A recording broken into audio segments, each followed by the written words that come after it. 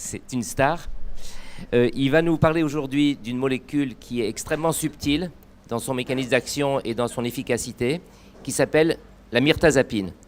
Alors il a toujours dans son talent provocateur une capacité à avoir des titres un petit peu décoiffants, et son titre est le suivant: traitement du trouble dépressif majeur, 2 points, attention, myrtazapine en première intention. Je te laisse la parole.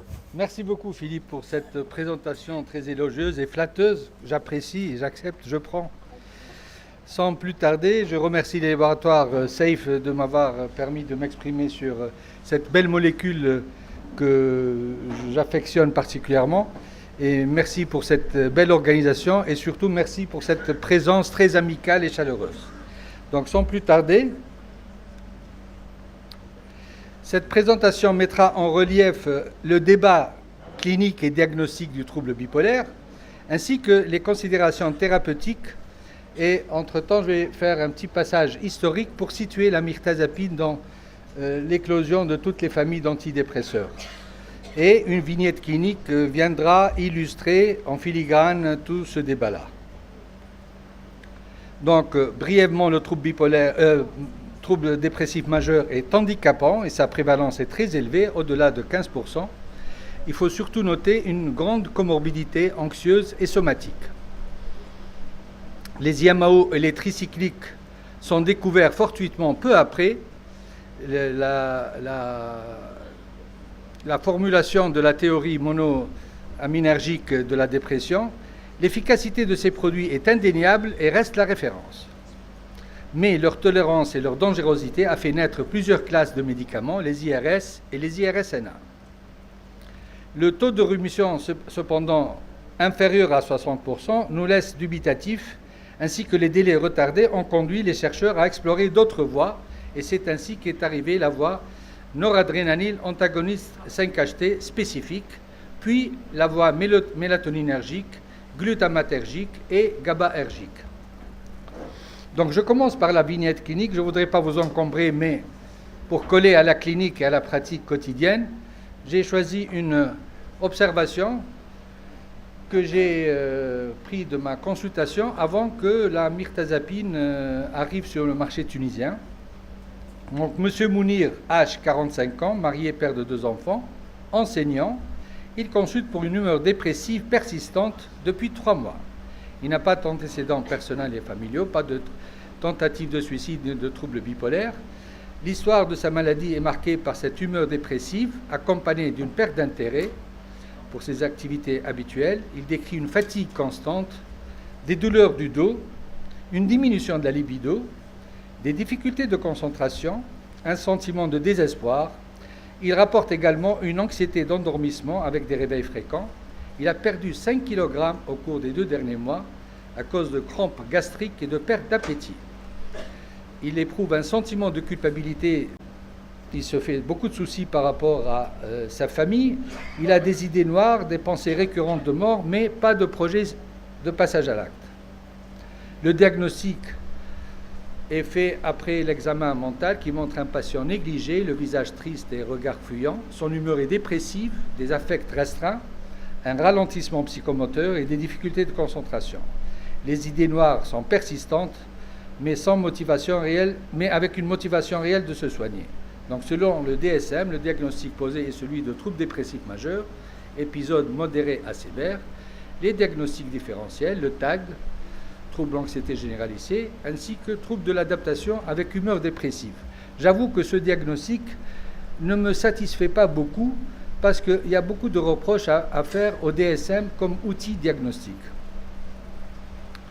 Bien qu'on retrouve pratiquement 8 symptômes sur 9 de la liste proposée par le DSM pour faire le diagnostic, qui ne demande que 5, et si on voit la validité de cet outil diagnostique,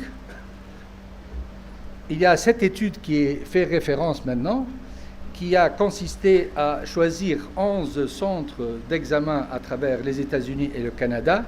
Et dans chaque centre, on a proposé une série de malades à 2 cotateurs qui utilisaient les critères du DSM et voir le niveau de concordance entre ces différents cotateurs qui avait vu ces malades-là en utilisant l'outil DSM.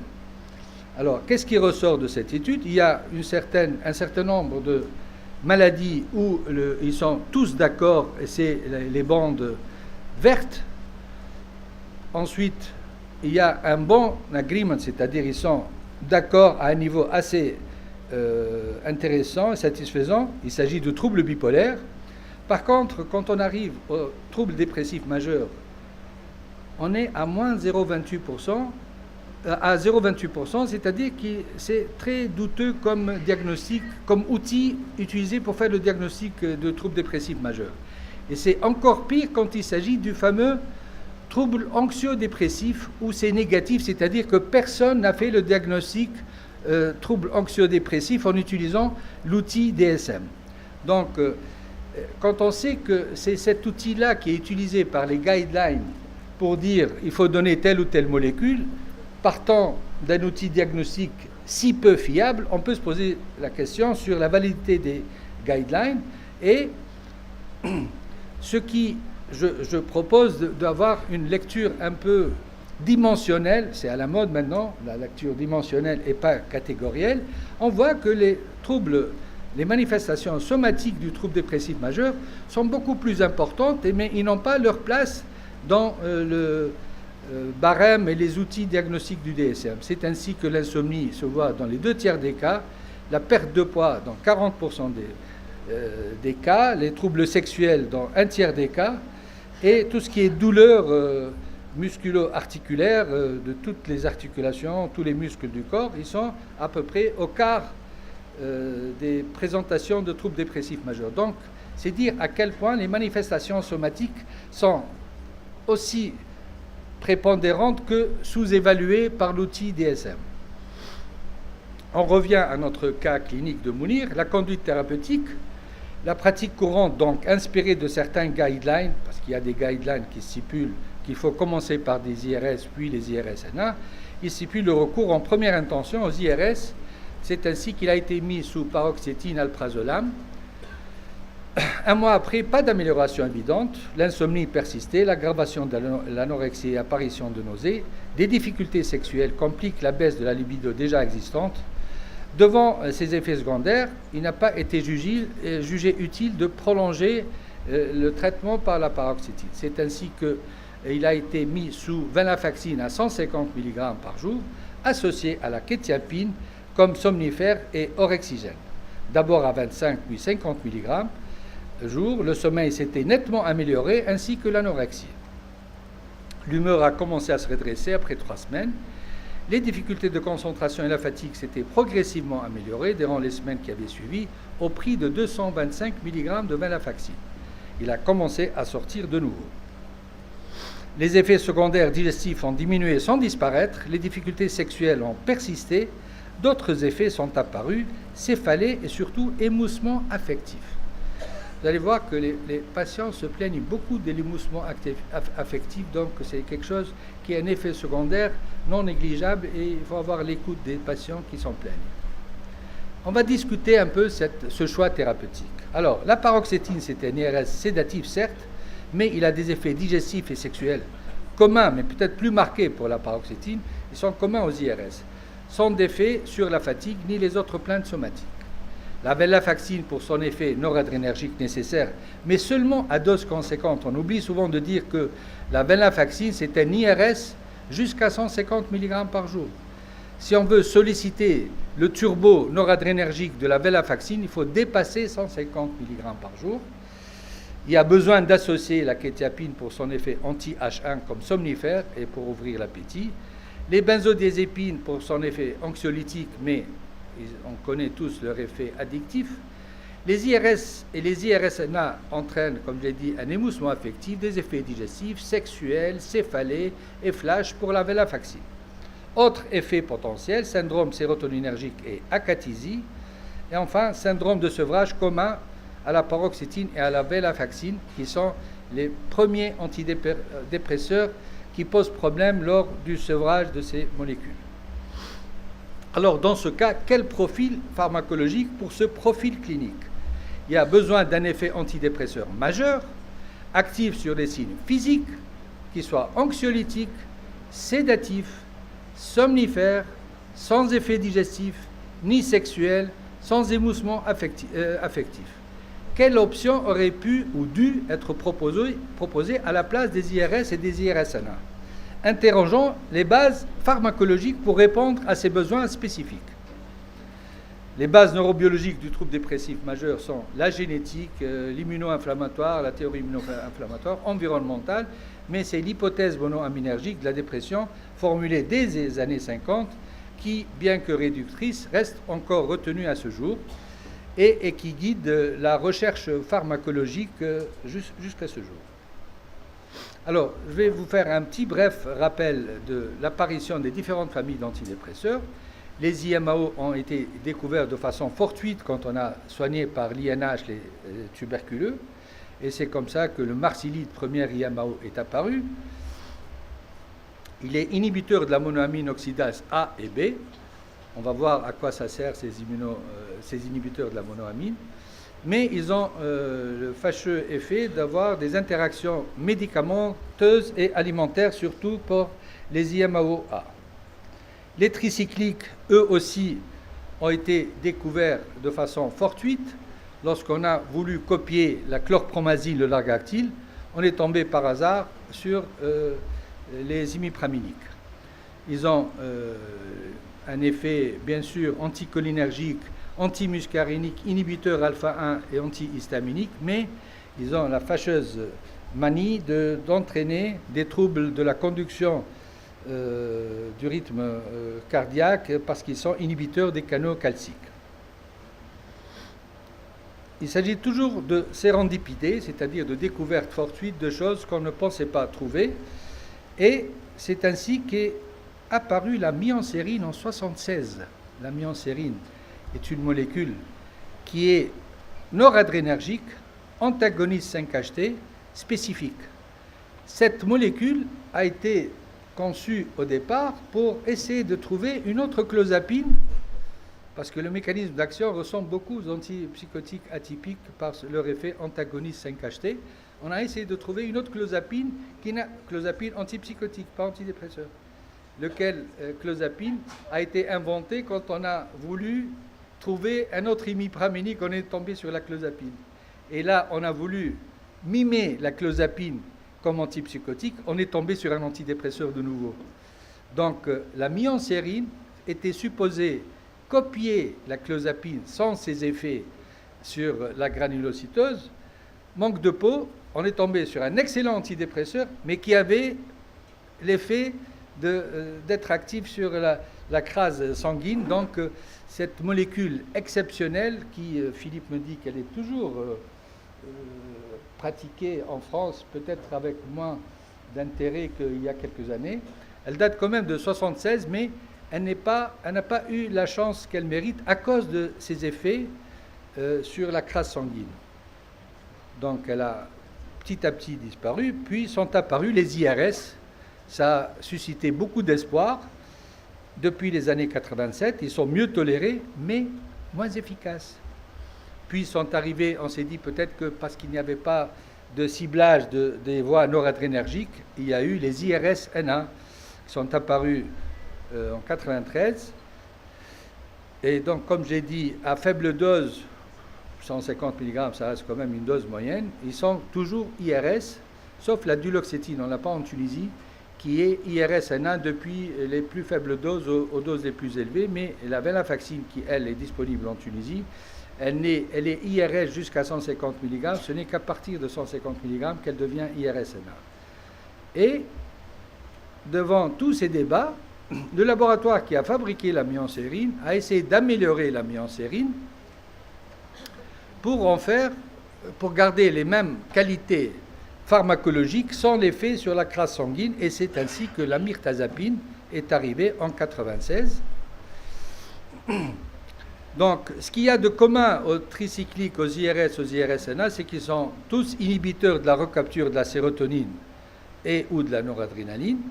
Et pour les IRS et IRS-NA, on leur reproche leur délai d'action tardif, leur effet sexuel, digestif et l'émoussement affectif qu'il entraîne. Donc on revient à notre noradrénaline anti-5-HT spécifique qu'on avait vu avec la myonsérine. Cette fois-ci, c'est la mirtazapine, mais cette fois-ci, elle n'a pas l'effet sur la crasse sanguine. Quels sont les arguments en faveur de la mirtazapine qu'on aurait pu proposer à ce pauvre patient? Le profil clinique très commun pour lequel la mirtazapine en première intention aurait représenté un meilleur choix en raison de son profil pharmacologique. Qu'est-ce qu'il a, ce profil pharmacologique? Il a une action duelle originale, comme on va le voir, un délai d'action plus court, une efficacité prouvée dans les dépressions moyennes à sévères, bien tolérée sans effet sexuel, propriété somnifère et sédative qui n'a pas besoin qu'on lui associe autre chose, l'action orexigène, souvent nécessaire, parfois gênante chez les gens qui sont déjà en surpoids. Sa sécurité d'emploi est démontrée par son innocuité, malgré l'ingestion de doses massives, que ce soit par TS ou accidentelle, puisque la toxicité aiguë, selon l'Agence européenne du médicament, elle est de catégorie 4, c'est-à-dire la plus faible, avec une DL50, pouvait avaler jusqu'à 300 à 2000 mg de mirtazapine sans qu'il y ait de gros problèmes. 2000 mg, 300 c'est déjà 10 comprimés à 30 mg, 2000 c'est 12 fois. Donc c'est une molécule très efficace, bien tolérée et très sûre. Que demande le peuple? Alors je vais essayer d'expliquer un peu cette action duelle pour dire que, rappelez le schéma de la voie noradrénergique, ça paraît compliqué mais c'est beaucoup plus simple qu'on le croit. On a la tyrosine qui se transforme, qui passe la barrière du neurone, puis elle est prise en charge par la tyrosine hydroxylase pour faire de la L-dopa qui devient de la dopamine, puis la vésicule monoamine transférase qui se met en activité pour ramasser ces molécules-là au sein d'une vésicule, laquelle vésicule va attendre une dépolarisation de la membrane pour se libérer dans la fente synaptique et atteindre les récepteurs postsynaptiques. Que font les tricycliques, les IRS et les IRSNA? Eh bien, ils arrivent au niveau de la recapture, pour empêcher la recapture de la noradrénaline, pour entrer dans la cellule de nouveau. Donc, ils augmentent le nombre de molécules de noradrénaline dans la fente synaptique. Et les IMAO, eux, plutôt de type B, ils arrivent, une fois que la vésicule est rentrée dans le neurone présynaptique, ils détruisent la vésicule, et les inhibiteurs de la monoamine empêchent cette destruction de vésicules pour offrir plus de vésicules disponibles de nouveau. C'est comme ça que l'effet noradrénergique et IMAO fonctionnent. Que fait la mirtazapine, elle, de son côté? Elle n'utilise pas cette voie-là, puisqu'elle agit au niveau des récepteurs présynaptiques alpha 1, qui, eux, ont un effet de feedback négatif quand il y a trop de noradrénaline. Ils donnent l'ordre à la cellule de ne plus en fabriquer, de ne plus en sortir dans la fente. Et si on bloque ce récepteur présynaptique, on offre plus de noradrénaline dans la fente synaptique. Donc on n'a pas recours à l'inhibition de la recapture ni à l'inhibition de la monoamine. Et c'est ainsi qu'on a plus de noradrénaline qui va atteindre les récepteurs alpha 1, bêta 1 et bêta 2. Il y a aussi l'action sur H1 qui, elle, derrière l'effet sédatif. Si on voit l'action sérotoninergique, elle est presque superposable sur l'action noradrénergique, sauf que cette fois-ci, c'est le tryptophane qui devient 5-HT. Et ce qui est original, ce n'est pas uniquement d'offrir plus de sérotonine dans la fente synaptique, mais cette fois-ci, on va bloquer les récepteurs 5-HT2, 5-HT1, 5-HT3, 5-HT2, 5-HT3, et donc on va rendre la quantité de sérotonine disponible dans la fente synaptique qui va se concentrer sur les récepteurs 5-HT1 qui seuls ont cet effet antidépresseur. Donc on a éliminé les concurrents du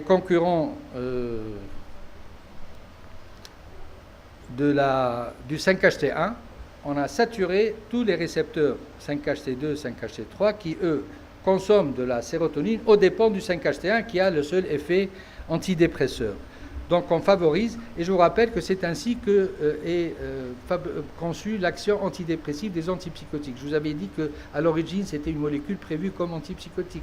Donc ils sont 5-HT postsynaptiques comme les antipsychotiques de deuxième génération. Donc voilà.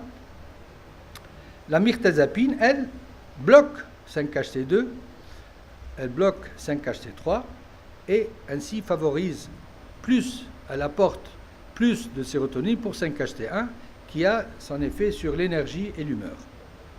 Donc, en résumé, on a une action anti-H1, sédative et ouvre l'appétit. 5-HT2A, anxiolytique, anti-acathysique, c'est comme ça qu'on utilise la mirtazapine pour ses effets anti-acathysie. Il entraîne un sommeil profond, on va le voir qu'il est... non seulement ça facilite le sommeil, mais on a un sommeil de plus grande qualité puisque on arrive à augmenter les sommeils de type M3 qui sont les véritables sommeils profonds.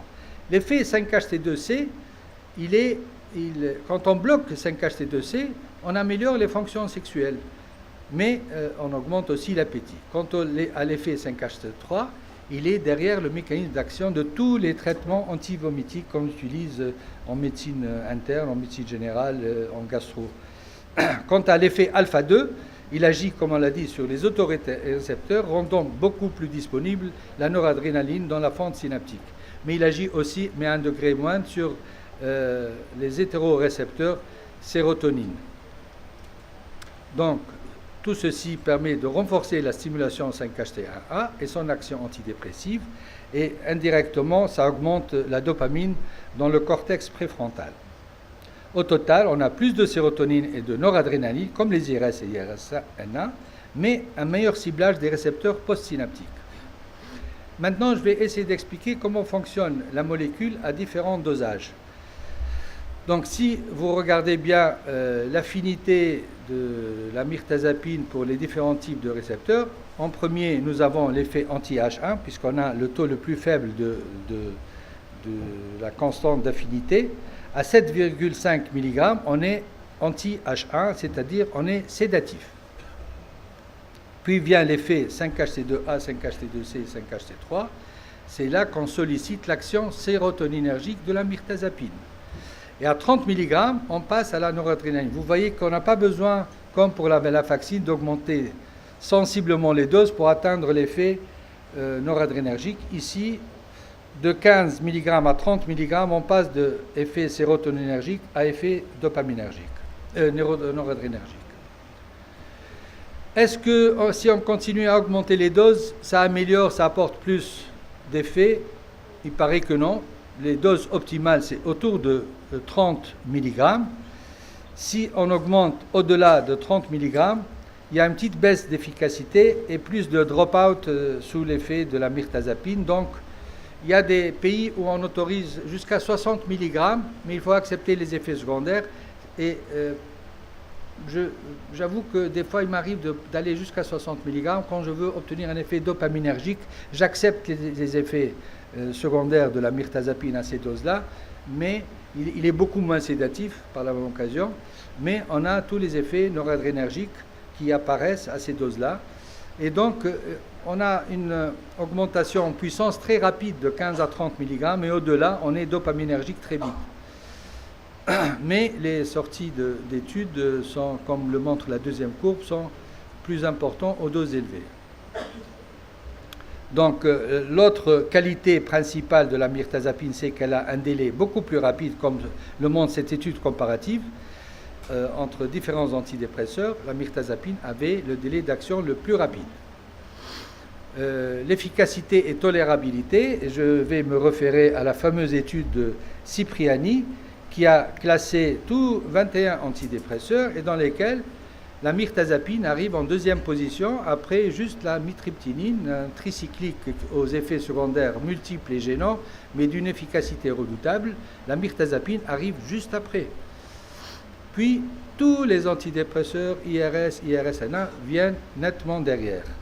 En revanche, en matière de tolérabilité, la mirtazapine n'est pas la championne tout en étant assez bien tolérée, mais pas très très loin si on voit la gomélatine qui est la meilleure, la mieux tolérée.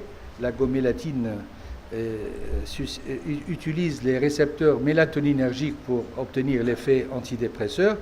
Elle est très très bien tolérée, mais elle n'est pas très bien classée en termes d'efficacité.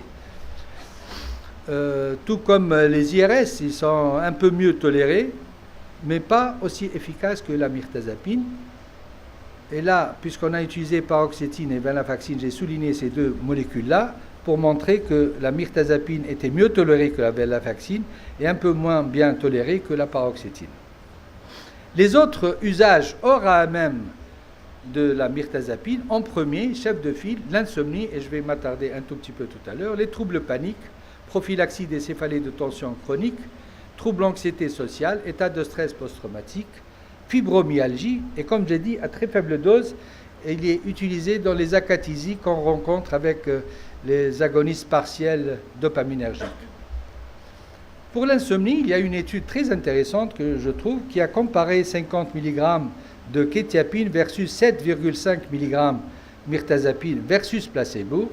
Les deux premières molécules se sont montrées efficaces à la fois sur la durée du sommeil, le déclenchement du sommeil et sur la qualité du sommeil, avec un peu par rapport au placebo, avec un petit plus, puisqu'avec la mirtazapine, on obtient un sommeil profond de type 1-3, c'est-à-dire plus profond que celui obtenu avec la kétiapine qui n'atteint que le sommeil de type 1-2. Donc on a un sommeil profond de meilleure qualité avec 7,5 mg de mirtazapine comparé à 50 mg de kétiapine. Donc si vous voulez obtenir un sommeil de qualité, vous pouvez à moindre coût, plus d'efficacité, utiliser de faibles doses de mirtazapine. En conclusion, le trouble dépressif majeur est très fréquent avec une expression somatique et une comorbidité anxieuse prépondérante. Ce profil nécessite un traitement qui répond spécifiquement à ces exigences, sans le besoin de recourir à une polypharmacie complexe avec son lot d'effets secondaires et ses problèmes d'interaction médicamenteuse. Le profil pharmacologique original de la mirtazapine répond point par point à ces exigences. Malgré l'absence d'AMM, son efficacité dans l'insomnie, les troubles anxieux, les troubles fonctionnels digestifs et l'acathysie est largement documentée. Donc, je peux conclure que la mirtazapine, par sa sécurité d'emploi, sa bonne tolérance, son efficacité prouvée, représente une thérapeutique de choix en première intention du trouble dépressif majeur. Ce qu'il fallait démontrer. Merci.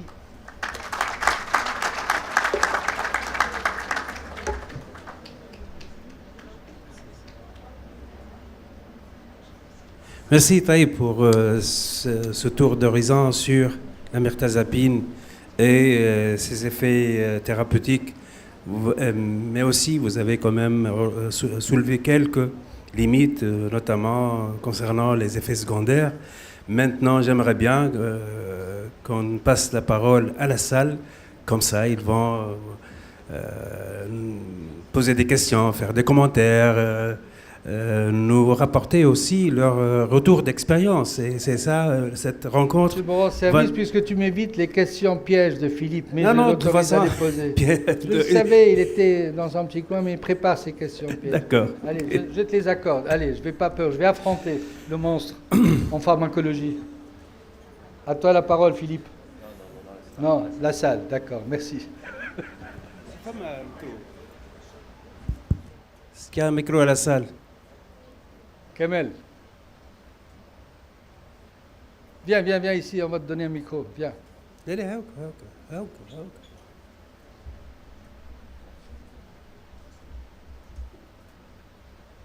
باتصير حبيب.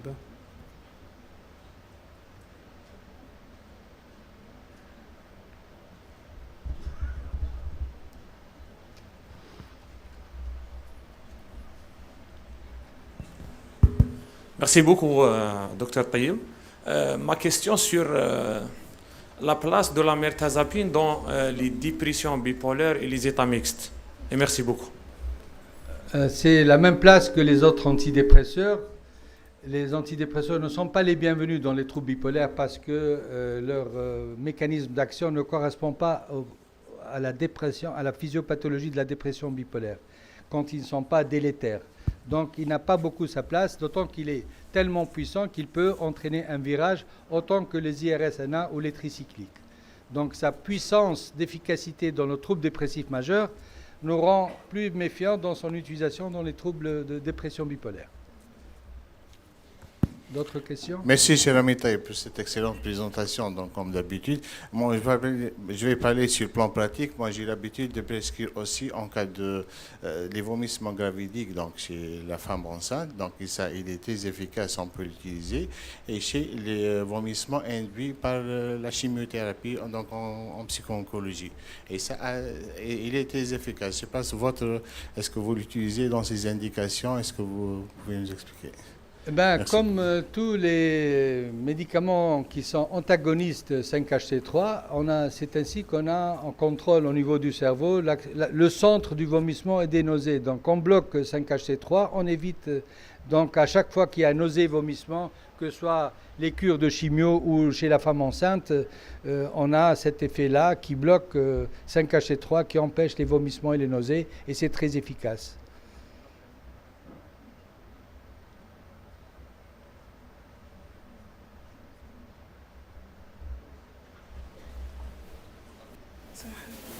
Il faut changer de micro. Une autre indication, je profite puisque j'ai le micro, c'est, moi je prescris donc un demi-comprimé, c'est-à-dire 7,5 mg chez les sujets âgés, donc comme somnifère. Moi, ça, et ça induit moins de chute. Il est meilleur que les benzodiazépines. Je prescris en cas de démence, les gens qui sont un peu agités. Il est sédatif et très bien toléré, en tout cas mieux que les benzos, et il entraîne moins de baisse des réflexes, du tonus musculaire, donc moins de chute et de fractures du col du fémur. Ouais. Donc ça c'est en pratique. Merci. C'est parfait. Merci.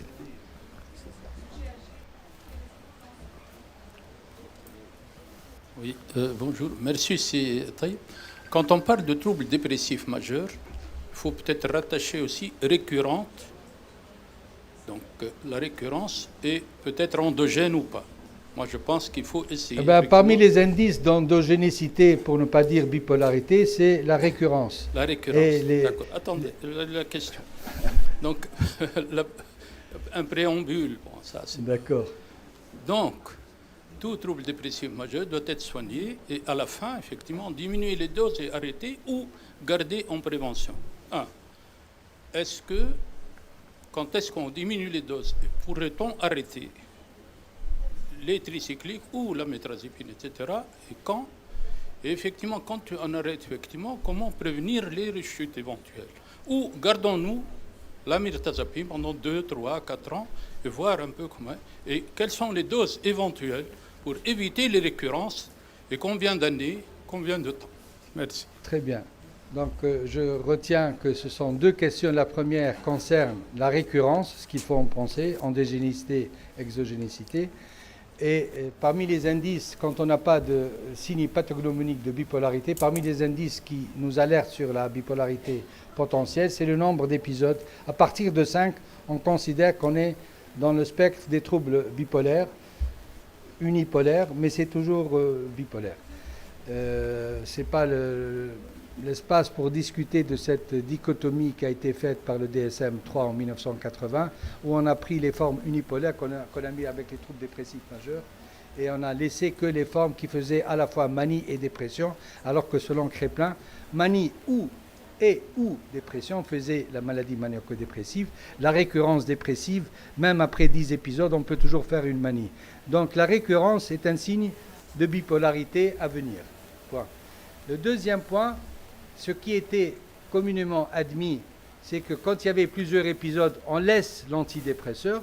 Il y a une méta-analyse qui est sortie il y a 2 ans qui a montré que, contrairement à ce qu'on a toujours pensé, ceux qui rechutaient, ce n'était pas parce que leur dépression était chronique ou récurrente, c'est qu'il y a une vraie, là j'annonce les choses clairement pour tout le monde, il y a une vraie dépendance aux antidépresseurs qu'on n'a jamais osé dire, et c'est cette dépendance, cette difficulté à sevrer des antidépresseurs qui est à l'origine de la reprise des traitements, même si le syndrome de sevrage, plutôt à cause de la ressemblance très forte entre le syndrome de sevrage et le tableau clinique de dépression qu'on a eu à soigner en début.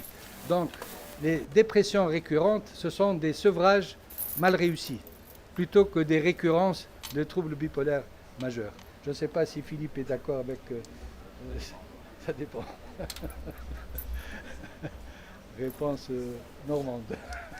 Monsieur Tam, merci beaucoup pour votre présentation. Et je voudrais passer la question. Tant que myrazine elle a déjà des effets anxiolytiques et sédatifs, est-ce qu'il faut l'associer avec les anxiolytiques comme benzodiazépine, Seresta? Alors, l'un des avantages de la molécule, c'est qu'on n'a pas besoin d'associer d'anxiolytiques et donc de s'exposer au risque de troubles de la mémoire et d'addiction connus des benzodiazépines. Même si le nom laisse penser mirtazapine, ce n'est pas une benzodiazépine. C'est pine comme clozapine à l'origine, n'oubliez pas ça. D'accord, merci. طيب Il y a une question. S'il vous plaît, je saute sur l'occasion pour dire que les anxiolytiques, moi je les bannis depuis au moins 25 ans. Que ce soit en France, en Tunisie, je les bannis. Ils n'ont plus de place dans le traitement des maladies psychiatriques. Je le dis fort, haut et très, très, très fort. Tu es un excellent clinicien depuis 25 ans. طيب J'ai remarqué...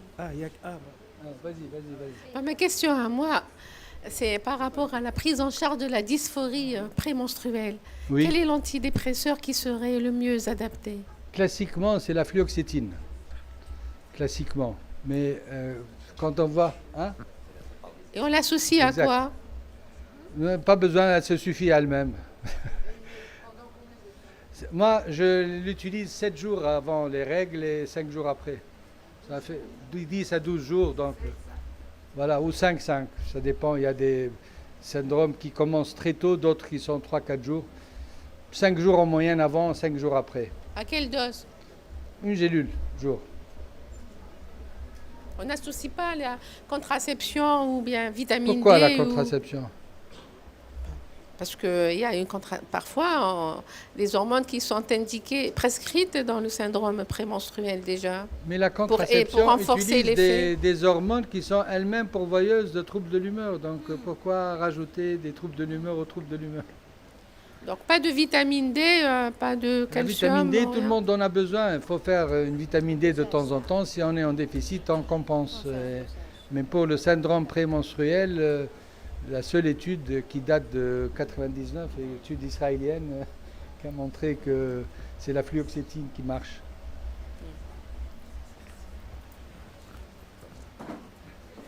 J'ai voulu savoir si on peut associer les ISRS avec la mirtazapine. Oui, Je on le fais peut. souvent parce que moi-même. Oui, c'est-à-dire, c'est une question qui mérite d'être posée différemment. Quand on a commencé des IRS et que ça ne marche pas, on a recours à la mirtazapine, mais je vous rappelle que la mirtazapine se suffit à elle-même.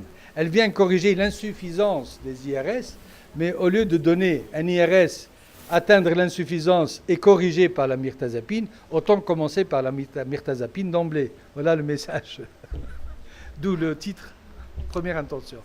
C'était la même question. Je voulais savoir votre avis sur l'association d'autres antidépresseurs. L'association d'autres antidépresseurs à la mirtazapine. Pharmacologiquement, ils se complètent puisqu'ils ne se marchent pas sur les mêmes plates-bandes. L'un empêche la recapture de la sérotonine et ou de la noradrénaline, et l'autre favorise la noradrénaline en bloquant les récepteurs présynaptiques alpha 1. Donc les deux concourent à plus de disponibilité sérotonine et noradrénaline au niveau de la fente. Et en plus, la mirtazapine, elle ferait le passage pour le 5-HT1 qui a le véritable effet. Sur les 14 récepteurs sérotoninergiques disponibles, seul le 5-HT1, je ne sais pas si tu es d'accord Philippe, qui a un effet antidépresseur. Les autres sont, on l'a dit hier, le 5-HT7, il empêche l'action antidépressive. Donc tout ce qui empêche, bloque les autres récepteurs, met à disposition plus de sérotonine dans la fonte pour aller vers le 5-HT1. C'est la seule cible. 5-HT1, donc on sature les autres pour laisser frayer le passage pour 5-HT1.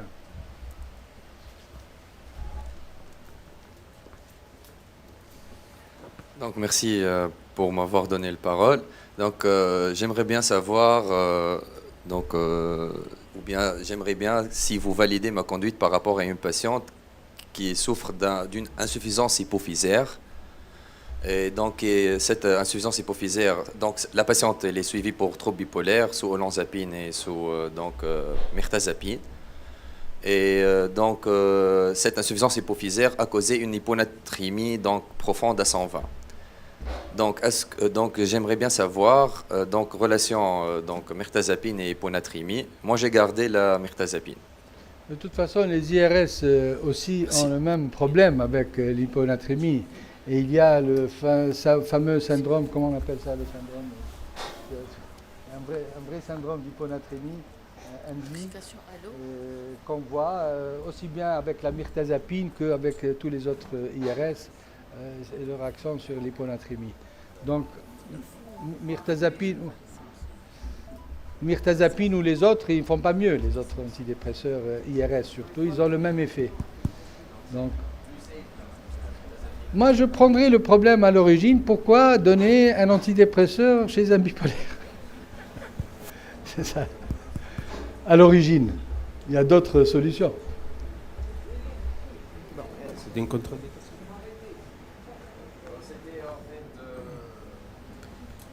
C'était une voisine qui est suivie pour un trouble bipolaire. Peut-être c'est pas grave. Encore une. Oui. Kétiapine, oui. À la fois antidépresseur bipolarité et en même temps sédatif. Kétiapine, olanzapine, c'est peut-être pas nécessaire. Ils agissent tous les deux de la même manière. D'autres questions? Oui. Merci. Je voulais savoir, pour les indications hors AMM, y a-t-il une indication pour la mirtazapine dans le trouble stress post-traumatique? Oui. Parce que j'ai vu qu'il améliorait la qualité de sommeil ou quelque chose comme ça. Oui. J'ai dit qu'il était actif et que c'était bien documenté, mais je ne pouvais pas détailler toutes les indications hors AMM, mais l'état de stress post-traumatique en fait partie. Si vous permettez, c'est Taïb. Ici, Saïf. À votre droite. Sur le point hyponatrémie, en fait, on a eu cette réclamation de la part des délégués qui visitent les psychiatres et on s'est penché sur le sujet, même si on n'a pas insisté lors de nos visites, mais il y a des études qui montrent qu'on a significativement moins d'hyponatrémie avec la mirtazapine par rapport aux IRS. Très bien. Je voulais poser la question concernant la mirtazapine dans le TAG et le trouble panique. Oui, ça, comme pour l'état de stress post-traumatique, c'est utilisé hors AMM, mais très largement. Il y a beaucoup d'études d'ailleurs qui confirment cela, mais il n'y a pas d'AMM. Comme la plupart des prescriptions, il n'y a que 25% des prescriptions qu'on fait chaque jour qui obéissent aux AMM. Oui. Merci. Sinordi. La mirtazapine, la loi, c'est 18 ans. Monsieur Goodman, bon, moi, moi je suis Dr Harab, psychiatre installé à Boumerdès. Bon, ça fait depuis longtemps que j'ai essayé la mirtazapine. J'ai fait une association qu'on appelle la fusée d'Ariane. Oui. La fusée d'Ariane, c'est l'association entre la mirtazapine et la venlafaxine dans la dépression résistante, qui donne de très bons résultats. Quel est votre avis? Alors, ça a été appelé Ariane parce que c'est traduit au français et les Français connaissent mieux Ariane, mais c'est les California Rocket Fuel à l'origine, l'appellation California Rocket Fuel. Elle est pharmacologiquement très pertinente parce que l'association, les deux effets se conjuguent positivement et potentiellement ça augmente l'effet, mais franchement, les études ne sont pas venues confirmer cette efficacité attendue, même si c'est utilisé avec beaucoup de publicité, cette association, mais les études n'ont pas confirmé cette efficacité exceptionnelle. Elle marche. Si le prescripteur y croit, ça a 2 fois plus de chances de marcher.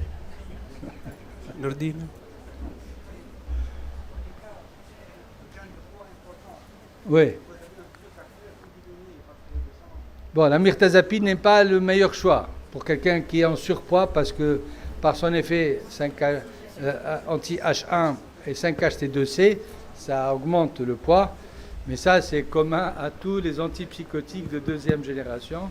Et c'est pour ça que je rappelle toujours qu'à l'origine, ça devait être un antipsychotique de deuxième génération, qui en fait un excellent antidépresseur. J'ai une question, merci, c'est un peu plus général.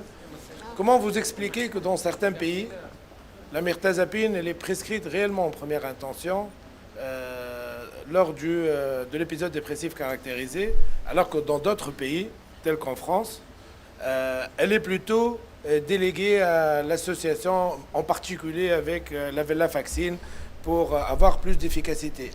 Qu'est-ce qui pourrait bloquer Moi, je suis de l'ancienne génération qui a vu arriver les IRS et la Timil, la myensérine. Oui. Et j'avoue que j'avais une préférence pour la myensérine, que j'ai prescrit longtemps avant que les IRS prennent. Mais là, le battage médiatique autour des IRS par Lilly, par JSK pour Deroxate, par Zoloft, par Pfizer, ce sont des mastodontes de la communication et du marketing. Quand tu as une seule molécule qui fait face à un marketing de plusieurs grands labos avec des génériques, 15 génériques pour chaque molécule, c'est ça qui fait, en termes courants, c'est le buzz. Ce n'est plus l'efficacité, c'est le buzz. Le buzz des IRS, des IRSNA et de la campagne, et plus chaque génériqueur continue le même discours. Et la mirtazapine, dans cette classe de médicaments noradrénergiques anti-5-HT, est la seule molécule. Donc c'est difficile. Surtout qu'il y a, j'ai parlé tout à l'heure des guidelines, la NICE met la mirtazapine en seconde position. Les Anglais ne sont pas très chauds pour la mirtazapine. Mais dans les faits, dans l'efficacité, dans les études, on a vu là, le comparatif, mirtazapine, elle est venue d'ailleurs, la myensérine, elle est venue juste avant les IRS, juste après les tricycliques. C'était la réponse. S'il n'y avait pas le problème de crasse sanguine, ça aurait été la réponse d'emblée il y a 30 ans ou 40 ans.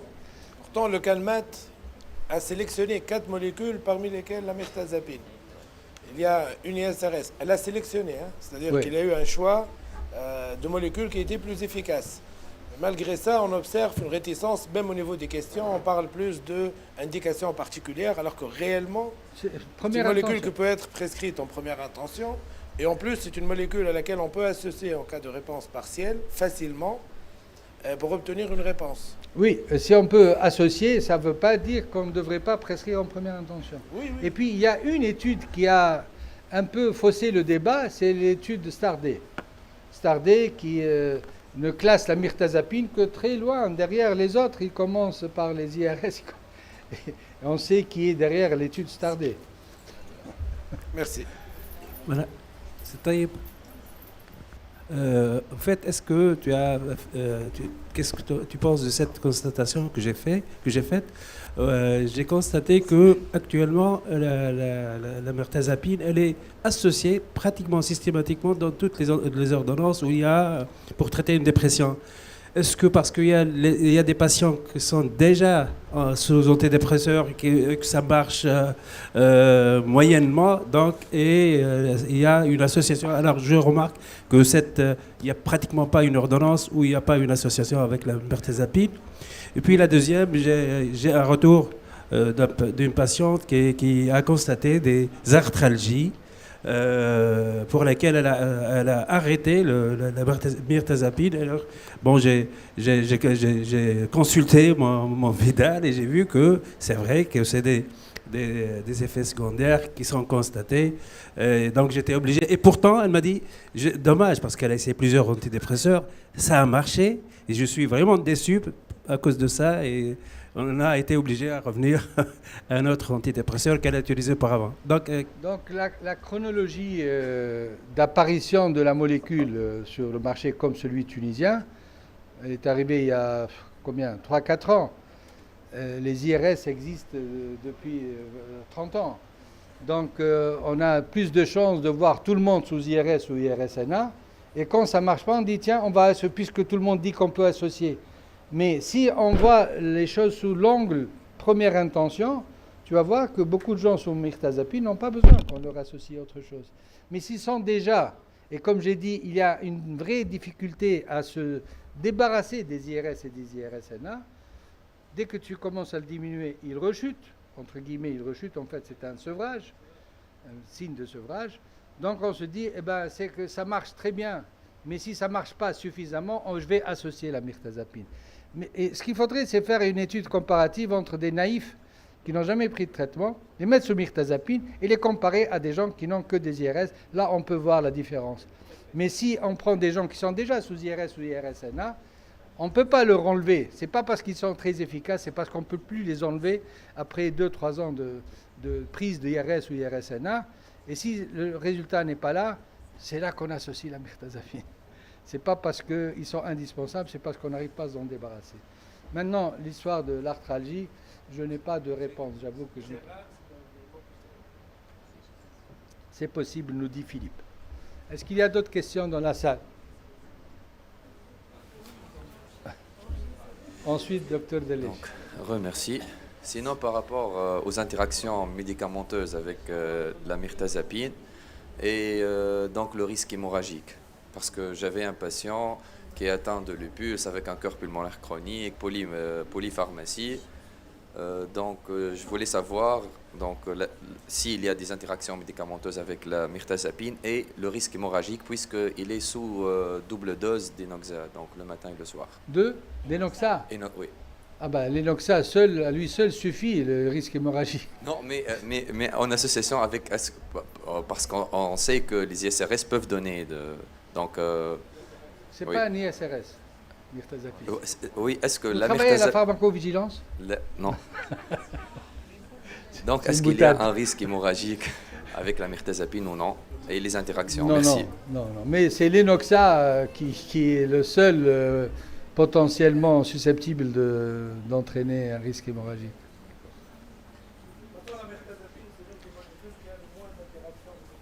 Oui. Exact. Delège. Est-ce qu'il y a des particularités dans les switches d'un autre antidépresseur, par exemple les IRS, à la mirtazapine? Ce n'est pas la mirtazapine qui est le problème dans le switch. Le problème, c'est la difficulté à arrêter les IRS. Et le plus dur, le plus tenace, je suis désolé pour Safe qui ont leur propre paroxétine, le plus dur, c'est la paroxétine et la venlafaxine. La paroxétine parce qu'il est inhibiteur de son propre inhibiteur, c'est pour ça qu'il est encore plus tenace à enlever, le plus dur à enlever. Et le deuxième, c'est la venlafaxine parce qu'il a une demi-vie très courte, donc plus difficile. Les meilleurs sont ceux qui ont une demi-vie beaucoup plus longue, c'est la fluoxétine par exemple. Le métabolite actif va jusqu'à 15 jours, donc on peut arrêter plus facilement et switcher plus facilement. Par contre, si vous avez, comme le cas du patient là, j'ai dit, on aurait dû le mettre sous mirtazapine, mais j'aurais pas pu lui enlever facilement sa venlafaxine. La paroxétine n'a été prise que pendant un mois, c'était plus facile à enlever, mais la venlafaxine est plus dure à enlever. Et donc, ce n'est pas une question de switch, c'est le sevrage. C'est comme si vous devez enlever une benzo pour mettre autre chose. C'est la benzo qui pose problème, ce n'est pas le produit qui vient après. C'est Taïb. Encore moi, Safe. À chaque fois que monsieur pose une question, je sens qu'elle est posée à moi. Bien sûr. Alors réponds-lui, ça me dit. Alors, les deux questions en fait. Réponses. Pour les interactions médicamenteuses, en se référant au Vidal, on trouve une seule notification, c'est les IMAO seulement. Voilà, on ne les a pas. Donc il n'y a pas d'interaction en Tunisie. La deuxième chose, pour le risque hémorragique, les guidelines britanniques de gériatrie recommandent chez les patients qui prennent des antiagrégants la mirtazapine comme antidépresseur. Merci. Monsieur Rodban, bonjour. Donc, on te remercie pour l'excellente présentation. Juste comme ça, une question naïve. Est-ce qu'il y a une indication ou bien quelque chose qui a été retrouvé dans la littérature par rapport aux indications de la mirtazapine dans les conduites catatoniques? Catatoniques? Oui, de façon globale et générale. Il y a eu des études qui ont associé la mirtazapine aux antipsychotiques de première génération. Et là, si on revient aux bases pharmacologiques, il est 5-HT2A. c'est-à-dire qu'il est capable de transformer l'allopéritol en associant un mirtazapine en antipsychotique de deuxième génération. C'est comme ça que ça marche dans la catatonie. Mais il y a eu des études. Je ne voulais pas les citer pour ne pas encombrer la présentation, mais c'est classique d'associer la mirtazapine. C'est comme si on greffait la part atypique des antipsychotiques, qui est le ciblage 5-HT2A, on le greffait à la première génération et on obtient une deuxième génération à moindre coût. Si vous avez par exemple l'olanzapine qui pourrait, ou la kétiapine, la clozapine qui coûte très cher, vous prenez votre ancien première génération neuroleptique première génération, on lui colle un peu de mirtazapine, on en fait une deuxième génération. Merci, Monsieur Ordouane. Merci beaucoup pour la communication. Ma question, c'est, après l'arrêt brutal de la mirtazapine, est-ce qu'on peut retrouver le syndrome de discontinuation des antidépresseurs? Et s'il existe, comment on arrête la mirtazapine? Il y a un problème de sevrage, mais qui n'est pas de la même nature que celui des autres antidépresseurs. C'est plus par rapport à anti-H1. C'est l'action anti-H1 qui nécessite une diminution plus progressive, comme les antipsychotiques atypiques. Quand vous réfléchissez mirtazapine, réfléchissez avec le logiciel antipsychotique de deuxième génération. C'est l'effet anti-H1 qui n'est pas difficile, mais qui nécessite un certain temps pour que le corps s'habitue à moins d'effets anti-H1. Je ne sais pas si tu es d'accord, Philippe. Hein? C'est beaucoup plus facile à arrêter que les autres antidépresseurs. C'est juste l'effet antihistaminique. C'est connu, on donne l'effet antihistaminique pour ne pas tomber dans les effets de sevrage des benzos. J'aimerais faire une petite remarque par rapport à... J'ai eu la chance de travailler à Oxford avec une équipe qui travaille sur les effets psychologiques des psychotropes. C'est-à-dire, en fait, est-ce qu'un IRS...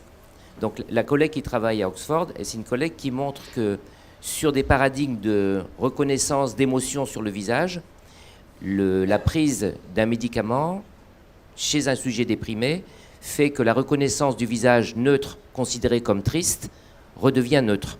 C'est-à-dire que quand on prend un antidépresseur, dans les heures qui suivent, la personne est capable de repercevoir quelque chose qu'elle ne percevait plus.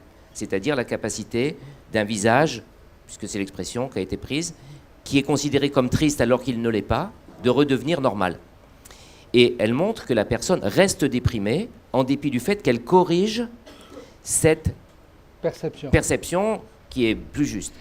Et donc, lui est venue l'idée que l'effet du délai antidépresseur ne vient pas simplement des mécanismes qui sont mis en place au plan biologique, des synthèses qui se font en cascade après l'action sur la synapse, mais viennent du fait que la personne commence à croire, à avoir confiance en ce que le réel est moins négatif. Et donc le délai d'action ne vient pas que de l'effet moléculaire, il vient de l'effet psychologique. Et donc du coup se pose la question, est-ce que les antidépresseurs agissent que via les corrections neuronales ou est-ce qu'ils arrivent aussi via les modifications des mémoires? Vous savez que le sujet déprimé, et c'est ce qu'on fait avec la kétamine, n'arrive plus à accéder à ses mémoires hédoniques et il n'est que persuadé que par ses mémoires négatives. Et c'est ce qu'on fait d'ailleurs quand on prescrit des champignons, etc. Et dans la prescription des IRS, ce qu'on entraîne, c'est un effet de distanciation de l'effet considéré comme négatif du réel. Et donc, ça va jusqu'à l'émoussement. Et cet émoussement qui est un effet extrême, mais néanmoins, beaucoup de personnes qui sont moins blessées par l'existence, comme un papier à cigarette qui vient tout d'un coup les agresser, progressivement prennent confiance. Et un effet antidépresseur des IRS, c'est l'effet de distanciation, ce qu'on appelle l'édredon sérotoninergique. Donc du coup, comme le réel paraît moins douloureux, on y croit à nouveau. Et plus on est dans une bonne capacité cognitive, plus on profite de l'IRS. Voilà. Donc sauf si l'IRS entraîne cet effet d'émoussement. Pour la mirtazapine, l'effet est différent et on fait appel à un autre système qu'on appelle les systèmes de réseau de symptômes. Et dans les réseaux de symptômes, il y a un symptôme qui vient commander tous les autres, qui est un symptôme qui n'est pas propre à la pathologie, mais qui commande le vécu de la pathologie, c'est l'anxiété. Et ce que fait la mirtazapine, c'est qu'elle diminue l'expérience d'anxiété du réel. Et on voit que ce n'est pas le même profil de patient. Il y a des patients pour lesquels il faut distancier, des patients pour lesquels il faut apaiser l'anxiété. Et la mirtazapine, c'est un antidépresseur qui marche essentiellement chez les gens qui ont une composante anxieuse. Cette composante anxieuse bloque l'effet des antidépresseurs. Même la venlafaxine n'est pas suffisamment anxiolytique. Et c'est pour ça que la mirtazapine est très utile quand on a des personnalités anxieuses, dépressives, comme le gars en question, où l'anxiété, dans le fond, devient le maître symptôme et commande tout. Et donc c'est un antidépresseur qui agit non pas par l'effet de distanciation, parce qu'il n'y a pas d'édredon sérotoninergique, il n'y a pas d'anédonie, mais il y a une baisse de l'anxiété. Et donc le profil psychologique du patient est aussi important que le profil pharmacologique. Je pense que là c'est utile. Aussi par... C'est vrai. Il prescrit une hypothèse en tous les cas.